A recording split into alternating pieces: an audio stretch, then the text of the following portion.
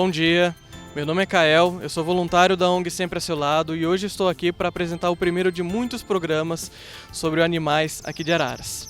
Precisamos de sua ajuda para definirmos quais serão os próximos assuntos e para participar da nossa vida, entrando na nossa página do Facebook, curtindo e também aproveitando a preencher a nossa enquete sobre qual seria o nome ideal para o programa, ok? Gostaríamos de agradecer à TV Opinião, porque esse programa é parceria da ONG Sempre a Seu Lado com a TV Opinião.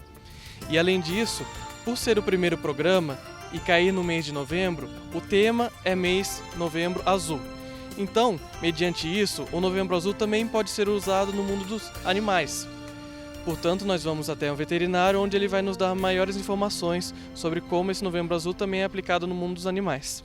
Estamos aqui na Lunas Vet para falar sobre o Novembro Azul Pet. O porquê Novembro Azul Pet? Porque o cão também tem câncer de próstata. Só que nesse assunto tem a questão do diagnóstico, tem a questão do tratamento e tem a questão da prevenção. Como podemos fazer esses três assuntos? Como podemos resolver? Para isso, vamos entrevistar os veterinários da Lunavet para saber mais sobre o assunto.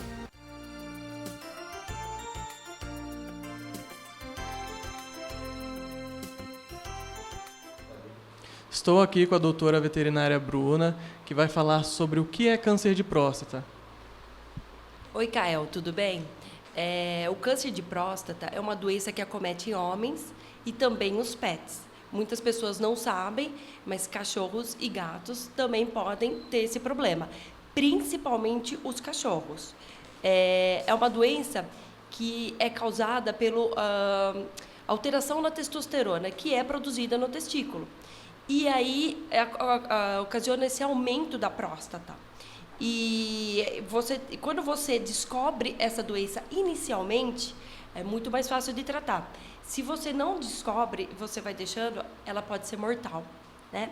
Então, você tem que observar os cachorros, principalmente a partir de 6 anos de idade. Você já tem que começar a fazer uma rotina com o veterinário para descobrir se ele tem ou não esse problema. Tá? A maioria dos tumores são benignos e o que mais acomete é a hiperplasia prostática benigna. Perfeito. E quais são os sintomas? O problema do câncer de próstata é que ele é muito silencioso, né? Então, você tem que observar a diferença, a mudança de comportamento do animal em casa, principalmente. Então, o que você vai perceber? Que o animal está fazendo, aumentou a frequência de xixi, né? Então, ele vai várias vezes fazer xixi e fica fazendo de pouquinho em pouquinho. Muitas vezes o animal ele fica parado e fica gotejando o xixi. Ele paradinho lá, você fala, ele está com incontinência. Não, não é. E também você pode ver alterações nas fezes. Porque o animal pode ter dificuldade na hora de defecar e muitas vezes as fezes saírem em forma de fita. Por quê? Porque esse aumento da próstata, ela dificulta a passagem das fezes ali no canal da pelve e o animal faz as fezes em formato de fita. Quando é um sintoma bem já avançado e quando o animal já começa a ter dores abdominais, ok? E como é feito o diagnóstico? O diagnóstico é feito, começa em casa, né? Com o proprietário vendo as alterações comportamentais do animal. Aí, quando traz aqui na clínica, os exames começam aqui, né? Com a anamnese, o exame clínico que a gente faz. A gente pode fazer o toque retal no animal e perceber também esse aumento da próstata. Nisso você junta a idade, se o animal não é castrado, né? E aí, eu gosto muito do ultrassom, encaminho sempre o animal para o ultrassom, porque no ultrassom ele é um exame muito detalhado. Aí você consegue ver o tamanho da próstata, se tem cisto, se tem alterações nesse tecido, o que está acontecendo com essa próstata. Aí você consegue diagnosticar muito bem isso daí. E como podemos fazer a prevenção? A prevenção é através da castração. Sim, pode acometer, o câncer de próstata pode acometer animais que são castrados? Pode, mas isso é mais raro, acontece com muito menos frequência e é por fatores genéticos, né? Mas a prevenção, a castração é o melhor, porque a hora que você castra, você diminui essa testosterona que é produzida no testículo e a próstata diminui e ela acaba não tendo mais problemas. E como é feito o tratamento? O tratamento, ele é feito com a castração. Quando, a gente inicia sempre com a castração. Quando o animal é castrado, até 70% dos animais, em 15 dias você já vê uma diminuição significativa da próstata, por ela ser dependente da testosterona. Esse aumento da próstata, ela é dependente da testosterona. Então, quando a gente castra o animal, a gente já vê essa diminuição em 15 dias, tá? Alguns casos não. Alguns casos você tem que tem que tirar a próstata do animal, você tem que ir para uma cirurgia mais complicada. Aí você manda esse material para o histopatológico, para avaliação desse material, e quando para ver o grau de malignidade, de agressividade desse tumor. E assim, você daí tem que pensar em outros tipos de tratamento, incluindo a quimioterapia, que existe sim em animal e a gente pode fazer, tá bom? Perfeito, doutora Bruna. Muito obrigado.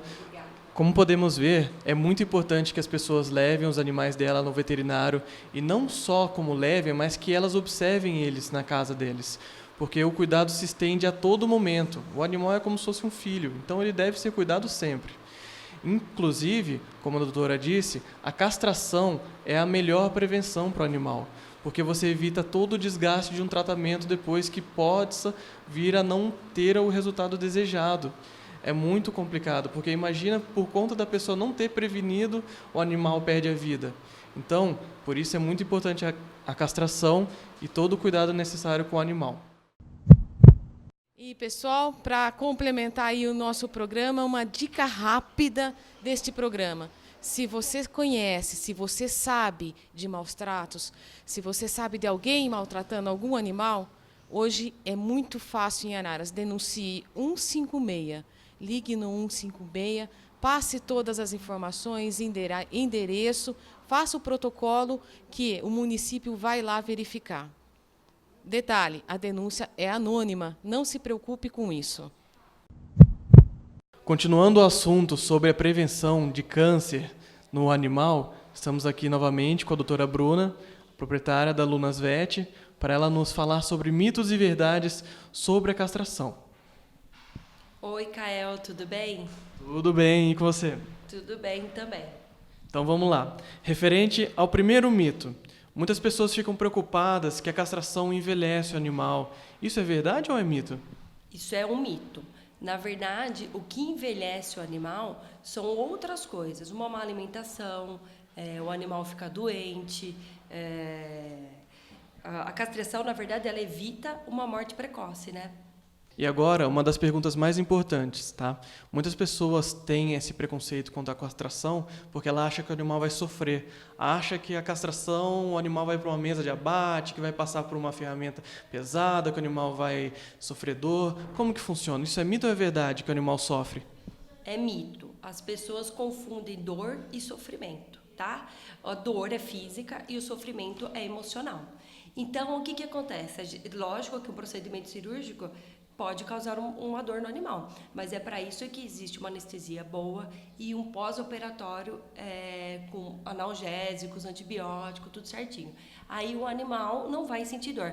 Se você fizer tudo certinho, com as medicações corretas, com a higienização certinha, em 4 dias o animal está super recuperado. É diferente até a recuperação deles da nossa. Eles se recuperam muito mais rápido que a gente.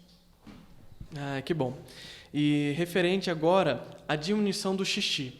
Tem muita gente que fica preocupada porque o cachorro tem mania de fazer xixi ou em roda de carro, ou em portão, em partes que acabam danificando na casa. Então, é um mito ou uma verdade que castrando diminui esse xixi que o animal faz?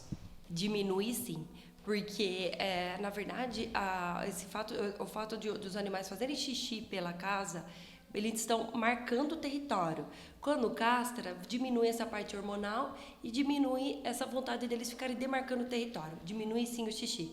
É recomendado. Ótimo. Então agora entra já nessa parte também de que pets perambulam menos. Se isso é um mito ou verdade. Como você explicou, que ele diminui a necessidade, então dessa parte de perambular menos também é uma verdade? Sim, isso aí é verdade. Porque o animal não sente necessidade de ficar indo atrás de fêmeas para a reprodução. porque nos animais, o cruzamento dos animais de macho e fêmea é simplesmente para fins reprodutivos. Então, o animal castrado, ele não sente a necessidade de ir atrás de outras fêmeas. E agora, a parte que mexe sempre na pessoa. Custa caro? É mito ou verdade? Na verdade, depende de onde você for fazer, né? Em clínicas particulares é um pouco mais caro, mas hoje em dia a parte de castração, ela é uma benfeitoria. Na verdade, a gente precisa da castração para diminuir a população de animais perambulando para a rua, né? Cachorro, gato. Então, se você procurar uma ONG, uma instituição na sua cidade, com toda certeza você vai conseguir um custo menor. Alguns lugares ainda fazem cirurgia de castração de graça. Então, tudo depende aonde você for levar o seu pet. Então, a castração basicamente não tem que ser considerado um custo, ela tem que ser considerado um investimento, porque além do bem do animal, você ainda está prevenindo a população do animal crescer. Agora, para outro mito ou verdade, o animal engorda depois da castração? É um mito, porque na verdade acontece um decréscimo no metabolismo do animal devido à diminuição desses hormônios sexuais, mas tudo depende do proprietário também. Você faz uma alimentação regrada, você faz uma alimentação melhor e o fato de você fazer exercícios com o animal. E é passear, brincar com ele, né? Aí você vai controlar bastante essa parte de engordar, sim. Outro mito ou verdade que eu gostaria de saber é se a castração afeta a masculinidade do animal, porque além de prevenir o câncer, tem gente que fica preocupada que eu vou castrar meu cachorro, ele vai virar uma florzinha, não vai ser mais um cachorro macho. Como que é isso? Afeta mais a masculinidade do dono do que do animal. Do animal não afeta, não. O cachorro, ele, como eu disse numa das perguntas anteriores, ele cruza por questões reprodutivas. Na verdade, ele quer procriar, né? Isso é da natureza do animal. Não mexe em nada com a masculinidade do animal. Ele vai continuar defendendo seu território, ele vai continuar sendo macho, tudo normal. E isso também ajuda no risco de ficar doente? É um mito ou uma verdade? Isso é verdade, né? O estresse de uma cadela ficar entrando no cio, de uma gatinha ficar entrando no cio, do macho ficar atrás de cadelas ou de gatinhas no cio, isso tudo é um estresse, causa imunossupressão, acaba diminuindo um pouco a imunidade do animal.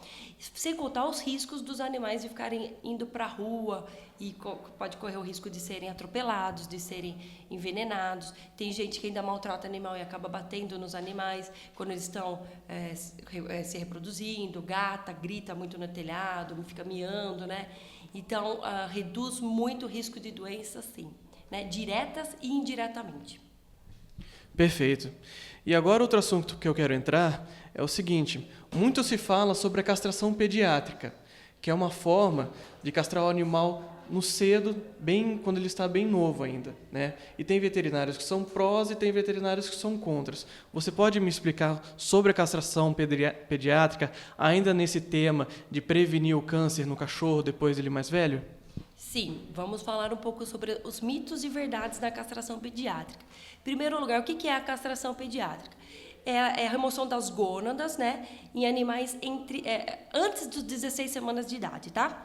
Então, o que acontece? Nos machos a gente tira os testículos e nas fêmeas a gente tira ovário e útero. E assim, a anestesia e a cirurgia na castração pediátrica são a mesma coisa? Praticamente a mesma coisa, sim. Hoje já existem protocolos definidos de anestesia, né, para pacientes pediátricos. Primeiro que o animal tem que estar em saúde, né, sem doença, sem nada. E o procedimento é praticamente a mesma coisa. Então, você vai castrar a fêmea e quando ela, já a partir de 12, 13 semanas, às vezes até antes, e no macho você espera a descida do testículo. Nos cães, de 12 a 14 semanas já desceram os testículos e nos gatos, geralmente desde a nascença, tá? Então, o animal tendo em estado de boa saúde, já pode castrar, tá? E quais são as vantagens dessa castração pediátrica? A primeira vantagem, controle populacional, né? As ONGs hoje em dia gostam muito da castração pediátrica e optam até muitas vezes em doar um animal já castrado. E muitos proprietários, eles preferem um animal já vir castrado, né? Porque se você deixar doar um animal sem castrar, tem um estudo onde fala que de 50% a 60% dos animais são castrados só. Então você vê aí que fica quase metade dos animais sem serem castrados, se você deixar para o proprietário castrar, né? Então o controle populacional é a primeira vantagem sobre o procedimento. O segundo é a castração melhora o comportamento do animal, né? Então o animal ele fica mais calmo, sim. É um animal que não fica marcando o território. O animal que não sai às ruas, então você evita fuga do animal por ele ir atrás de outras fêmeas. Cio, muitas vezes que nem na gata, o cio ele não sangra, mas na cadela sangra, tem gente que se incomoda com isso. Continuando com as vantagens da castração pediátrica, tem a redução do câncer e de infecções, como a gente já disse, né? A gente disse principalmente em machos, a redução de câncer de próstata e tal, como muita gente estava debatendo sobre o Novembro Azul. E nas fêmeas é câncer de mama, né? Que hoje em dia existem estudos que mostram se você castrar antes do primeiro cio ou logo após o primeiro cio, reduzem quase 100% a chance do animal ter um tumor de mama, a não ser por problemas genéticos, mas aí são casos raríssimos. E a infecção, que é o que a gente fala da infecção do útero, que é a piometra, né? Que a piometra leva à morte do animal. Se você castra o animal quando ele é novo, quando ele é sadio, a cirurgia é muito mais tranquila. Com o animal com a piometra, com a infecção, o risco de morte é muito maior, né? Porque você está colocando o animal que está doente e debilitado em cirurgia. Então, até isso você previne, né? E agora, tem alguma desvantagem da castração pediátrica? Tem algumas, mas assim, ainda tem muita controvérsia, tá? Em termos de comportamento. Em gato eles falam que não altera nada. Em cachorros ainda eles debatem se pode ter alguma alteração de comportamento, mas também nada comprovado. A castração precoce também ela pode estar associada ao maior risco de problemas ortopédicos. Eles relatam, por exemplo, a ruptura do ligamento cruzado no joelho do cão. Eles falam também que a castração precoce pode aumentar o risco de infecção urogenital. Então, assim, o que eles falam? Que a castração pediátrica, os genitais do animal, ele fica infantil. Então, numa cadela, por exemplo, ela pode ter uma dermatite perivulvar, por ter a vulva infantil, mas ela também pode ter vaginite crônica. Mas, assim, a gente vê em clínicas raríssimos casos, tá? Mas pode acontecer e a gente tem que relatar, inclusive, que o animal pode ter cistite, ou até uma cistite meio crônica, recorrente, ou até mesmo incontinência urinária, tá? Mas a gente tem que falar que são poucos os casos, não são relatados, assim, com frequência, não. Também tem a parte de obesidade, que as pessoas ficam muito preocupadas, mas é aquilo que eu falei, dá um decréscimo no metabolismo do animal, mas a responsabilidade maior é dos proprietários, como a gente já falou. Então, vai do proprietário dar uma boa ração, uma ração própria para animal castrado, passear com o animal, brincar com ele. Não é bom só para a obesidade, é bom para o animal também, né? Para estresse. O animal precisa desse contato com a gente. Não é só ter um animal e você deixar ele no quintal, né? Você tem que ter um contato com o animal, né? Isso faz bem para eles. E também, aí, a gente pode finalizar falando sobre a castração pediátrica, que os benefícios são muito maiores que o que eles falam que é malefícios, na verdade, né? A gente pode ver que quando a gente fala sobre castração pediátrica, a gente reduz muito o número de animais abandonados na rua, né? E animais errantes. Então, assim, a gente sempre tem que falar sobre parar de mistificar a castração pediátrica e ver que ela tem muito mais a favor do que contra. Que a castração pediátrica ela é realizada há mais de 30 anos na medicina veterinária e principalmente em países desenvolvidos. Agora que a gente vem falando bastante aqui no Brasil, né? Mas em países desenvolvidos ele já é realizado há mais de 30 anos, tá? Então, como podemos ver, como a doutora falou, há muito mais vantagem do que desvantagem na castração pediátrica e na própria castração em si, pois isso é um meio de prevenção do câncer de próstata. tá? Então é muito importante as pessoas acompanharem, sempre levar o animal no veterinário e procurar esses recursos para poder manter a vida do animal o mais saudável possível, perfeito? Agora, para finalizar, nós falamos muito sobre a prevenção de câncer de próstata envolvendo cachorro. Agora eu gostaria de saber com a doutora se tudo o que foi dito, ou grande parte, pode também valer no quesito de gatos, no gato ter câncer de próstata. Vale, a grande maioria das informações vale para gato também. Então, perfeito, então. Muito obrigado. E agora vamos para o quadro Você Sabia? Você sabia que um casal de cães procriando 2 vezes ao ano, que é a quantidade de vezes que a fêmea entra no cio, pode gerar em até 6 anos 67 mil filhotes? É isso mesmo. Conforme vocês podem ver na imagem sendo mostrada, 67 mil filhotes. Então, além da castração para a prevenção do câncer, o controle populacional é muito importante, como podemos ver. E para finalizar o quadro Você sabia que 33% dos cães machos que têm donos não são castrados? É isso aí. É triste, é uma porcentagem muito alta. Conforme vocês podem ver nessa pesquisa realizada pela revista Época, 33%. Então, nós temos que mudar esse mito, nós temos que bater em frente e incentivar as pessoas na castração. Primeiramente, no quesito, como já comentamos, para a prevenção do câncer e também para ajudar os cachorros. Então é isso aí. Muito obrigado.